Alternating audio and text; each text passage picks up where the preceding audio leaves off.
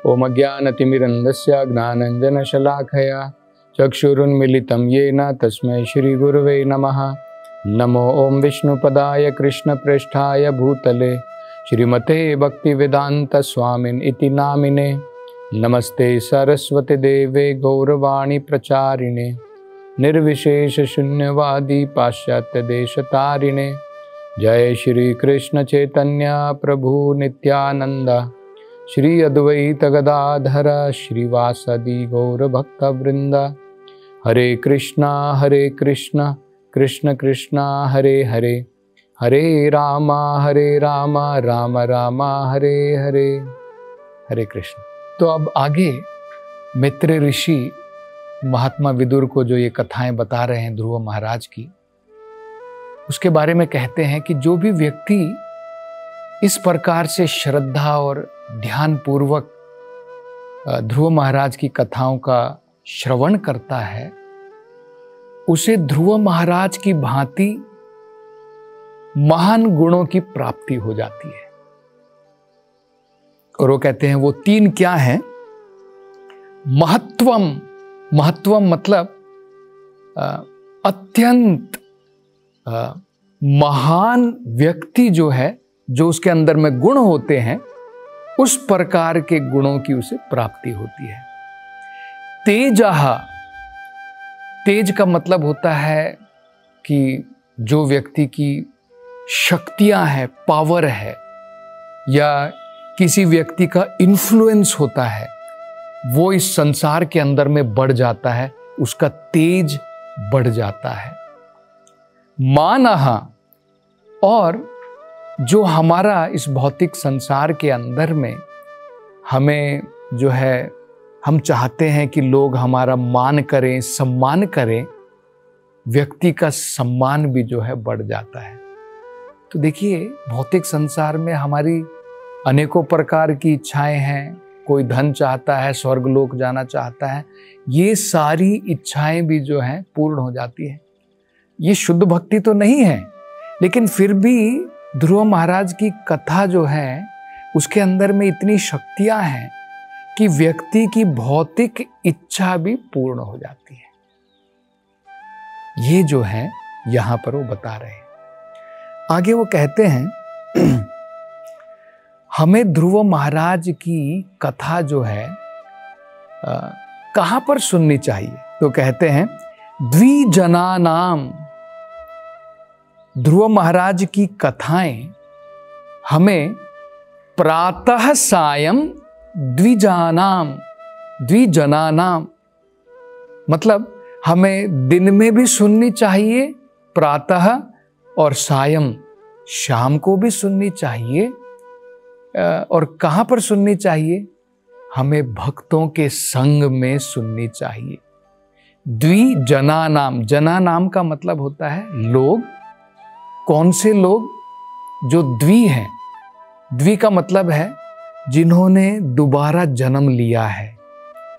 अब ये प्रसंग समझना बड़ा महत्वपूर्ण है। द्विजा का मतलब क्या होता है?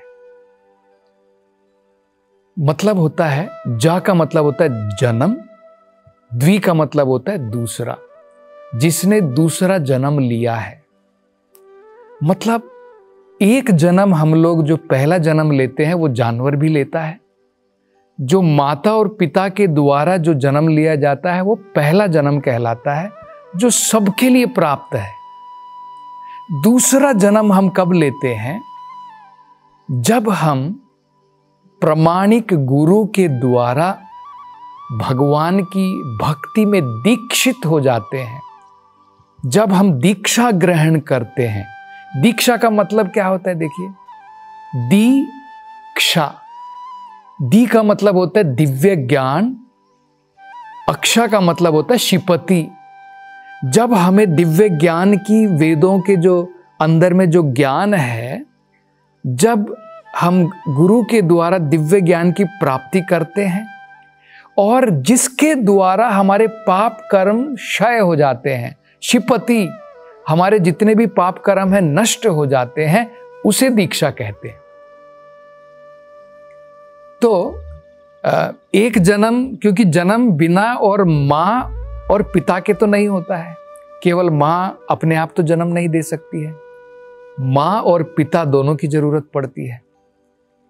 तो पहले जन्म में हमारे ऑर्डिनरी माता पिता से सबका जन्म होता है। तो वेदों के अनुसार देखिए क्या है, वेद कहते हैं खासकर कलयुग के अंदर में, क्योंकि संस्कार सही प्रकार से कोई भी उसका अनुचरण नहीं करता है, कोई भी उसको फॉलो नहीं करता है। उसके कारण बताया गया है कलौ शुद्र संभवात, कलयुग में जो भी जन्म लेता है वो सब शूद्रों की भांति ही जन्म लेता है।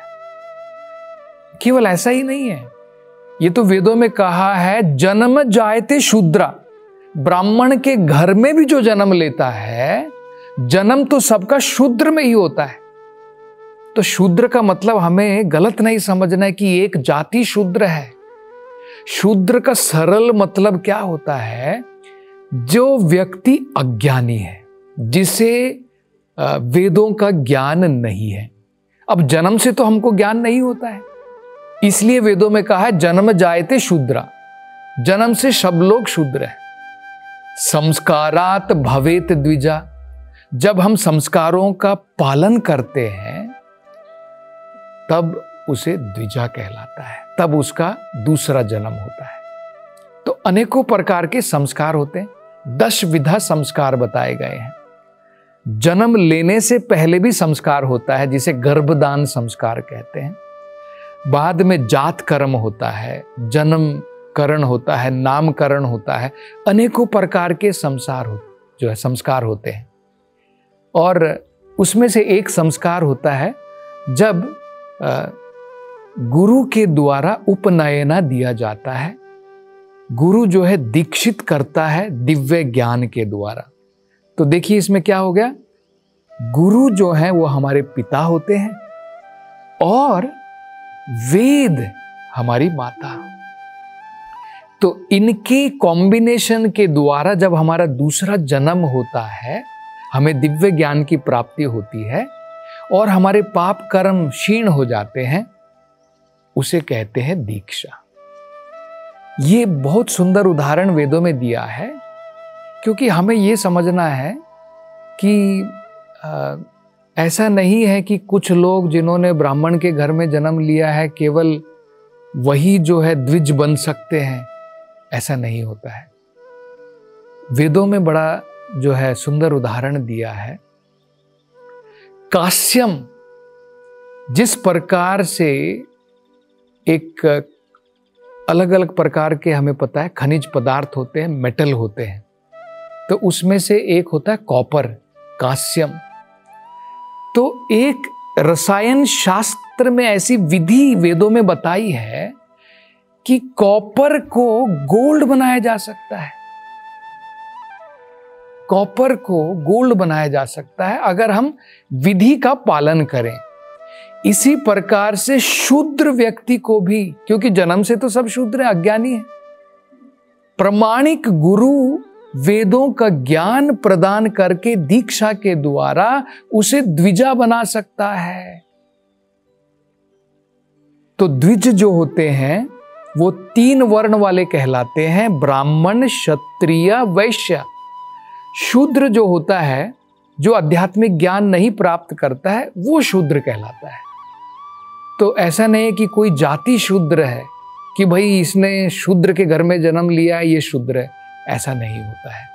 हम देखते हैं वेदों के अंदर में, भागवत में कथा है, नारद मुनि जी ने जन्म लिया था दासी पुत्र के रूप में, लेकिन देखिए कितने महान भक्त हैं।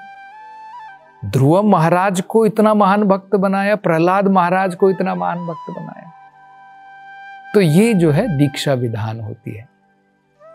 तो ये जो कृष्ण भावनामृत जो श्रील प्रभुपाद जी ने लोगों के लिए, संसार की भलाई के लिए ये जो बनाई है, ये इसीलिए बनाई है कि हम जो है किसी जाति, धर्म, उसका कोई भेदभाव नहीं है।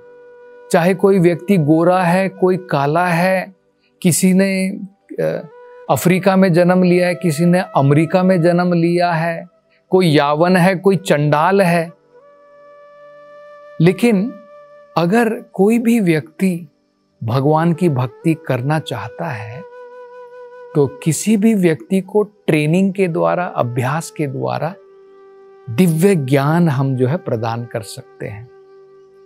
ये मानव जीवन का बड़ा महत्वपूर्ण जो है उपलब्धि है। इसलिए वेदों में कहा है मनुष्य जीवन अत्यंत दुर्लभ है, उसका हमें सही प्रयोग करना चाहिए। तो भक्तों के संग में आप देखेंगे कृष्णा भावनामृत में यहाँ पर बताया है प्रातः सायं, तो सवेरे भी आप देखेंगे कृष्णा भावनामृत में भागवत कथाएं होती हैं, शाम को भी होती है, दोनों समय होती है। और न केवल इतना, सारे दिन प्रैक्टिकली अगर देखें तो 24 घंटे भगवान की भक्ति को छोड़ करके और कुछ नहीं है। तो ये एक बड़ा महत्वपूर्ण प्रसंग है। और आगे बताते हैं कि भगवान का ये जो ध्रुव महाराज की कथाएं है, मैत्रेय ऋषि कहते हैं कौन व्यक्ति उनको सुना सकता है? क्या कोई प्रोफेशनल रिसाइटर जिसने भागवत धंधा बना लिया है कि भागवत कथा सुनाऊंगा और लोगों से पैसा वसूलूंगा? क्या वो व्यक्ति भागवत कथा सुना सकता है? क्या उसके द्वारा लोगों के हृदय में परिवर्तन आएगा? तो ये मैत्रेय ऋषि स्वयं बता रहे हैं। वो कहते हैं तीर्थ पादा पदाश्रया, जिस व्यक्ति ने, भगवान का नाम क्या है? तीर्थपाद है, मतलब जिनके चरण कमल में सारे तीर्थ समाये हुए हैं उन्हें तीर्थपाद कहते हैं। भगवान अच्युत, भगवान कृष्ण, तो उनका आश्रय, उनके चरण कमलों का आश्रय जिस व्यक्ति ने लिया है, वो कह रहे हैं उन्हें भागवत कथा सुनानी चाहिए। और आगे केवल इतना ही नहीं, अब कोई सोच भी सकता है, कोई कह सकता है नहीं प्रभु जी आप जो कह रहे सही है, लेकिन जिस व्यक्ति ने भगवान के चरण कमल का आश्रय लिया है वो भी तो पैसा ले सकता है ना अपना जीवन चलाने के लिए। तो अब आगे मैत्रेय ऋषि कहते हैं कोई व्यक्ति अगर भागवत कथा सुनाता है पैसों के बदले में, अगर कोई अपने मन से भगवान के लिए कोई डोनेशन देना चाहता है मंदिर के लिए कि भाई आपका अन्नदान चल रहा है, ये कर रहा है, वो अलग बात होती है। लेकिन अगर कोई कहता है कि मैं भागवत कथा तभी करूंगा जब आप 30 लाख का अरेंजमेंट करेंगे, तो उस प्रकार की भागवत कथा से हो सकता है हमें कुछ, हमारा मनोरंजन जरूर हो जाए, लेकिन हमारे हृदय के अंदर में परिवर्तन नहीं आने वाला है। ये यहां पर हम स्वयं भागवतम में सुन रहे हैं। महात्मा विदुर को मैत्रेय ऋषि क्या कह रहे हैं, वो देखिए क्या कहते हैं। न इच्छन, मतलब जो व्यक्ति भागवत कथा से अर्थ की इच्छा बिना किए हुए कि मुझे इससे कुछ प्राप्त होगा, मैं भागवत कथा सुनाऊंगा और मुझे उसके द्वारा फॉलोअर्स मिलेंगे, मुझे उसके द्वारा कुछ पैसा मिलेगा, जो इस प्रकार से है वो भागवत कथा नहीं सुना सकते हैं, उनका अधिकार नहीं है। और क्या कहते हैं, भागवत कथा कब सुननी चाहिए? तो नित्य तो सुननी ही चाहिए। उन्होंने बताया प्रातः सायं, वो भी महत्वपूर्ण है। और उसके साथ साथ में और इसका महत्व कब बढ़ जाता है, वो कहते हैं कुछ दिनों में इसका महत्व अत्याधिक होता है। पूर्णिमा के दिन, अमावस्या के दिन, द्वादशी के दिन, जब श्रवण नक्षत्र होता है उस समय में, तिथियों के अंत के समय में, मास के अंत में, मंथ के एंड में, सप्ताह के एंड में, तो इन सब दिनों में जो है विशेष रूप से हमें ध्रुव महाराज की कथाओं के बारे में सुनना चाहिए। और वो कहते हैं ऑडियंस जो होती है, जो श्रोतागण हैं, अब ये तो उन्होंने बता दिया, जो वक्ता हैं, जो बोलते हैं, उनमें क्या गुण होने चाहिए? तीर्थपाद पदाश्रय, जिन्होंने भगवान कृष्ण के चरण कमलों का आश्रय ग्रहण किया है, उनके मुखों से सुननी चाहिए। और क्या उन्होंने ये भी जो है स्पष्ट कर दिया, जो व्यक्ति पैसों के बदले में भागवत कथा सुनाना चाहते हैं जो है उनसे कुछ फायदा हमें मिलने वाला नहीं है। एक प्रोफेशन के रूप में हमें जो है ये कैरियर नहीं बना देने का है कि अभी देखो कई बार लोग ऐसा सोचते हैं कि ये तो भाई बढ़िया काम हो गया है, सॉफ्टवेयर इंजीनियर कितना कमाता है, सॉफ्टवेयर इंजीनियर एक महीने के अंदर में 1 लाख 1.5 लाख कमा लेगा, और अगर मैं एक भागवत कथा 7 दिन की भागवत कथा अगर मैं कर दूं 15 लाख 30 लाख तो मेरे आराम से मिल गए। तो लोगों ने जो है क्या कर लिया, प्रैक्टिकली इसको भी प्रोफेशन बना लिया है। बचपन से जो है उसको भागवत कैसे लोगों को मनोरंजन करना है, प्रैक्टिकली आप देखेंगे भागवत में ध्रुव महाराज के बारे में, अमरीश महाराज के बारे में ये कोई चर्चा नहीं है। अपनी मनमानी की कथा बोलते रहते हैं और जो है उसके बदले में प्रैक्टिकली जो है अर्थ चाहिए, नाम चाहिए। तो इस प्रकार से हमें जो है उसकी फल की प्राप्ति नहीं हुई। तो वो कहते हैं श्रद्धाधाना नाम, श्रोतागण भी श्रद्धा के साथ में उनको सुनना है। श्रोतागण आए कि भाई मेरा मनोरंजन हो जाएगा, आजकल टीवी वगैरह में बेकार आ रहे हैं सीरियल वगैरह, कम से कम भागवत कथा जो है ये बढ़िया से सुनाते हैं, बढ़िया मनोरंजन करते हैं। तो ये मनोरंजन के लिए नहीं है। ऑटोमेटिकली मन को जो है भाती है, मन संतुष्ट होता है, वो दूसरी बात है। पर श्रद्धा के साथ में श्रोतागण जो होने चाहिए वो श्रद्धा के साथ में उनको सुनना चाहिए। तो ये कॉम्बिनेशन जब होगा, वक्ता और श्रोता दोनों जो है इस संसार से मुक्त हो जाएंगे और उनको भगवत भक्ति की प्राप्ति होगी। तो और अब आगे जो है मैत्रेय ऋषि विदुर जी से क्या कहेंगे उसकी चर्चा अगली कथा में करेंगे। हरे कृष्ण।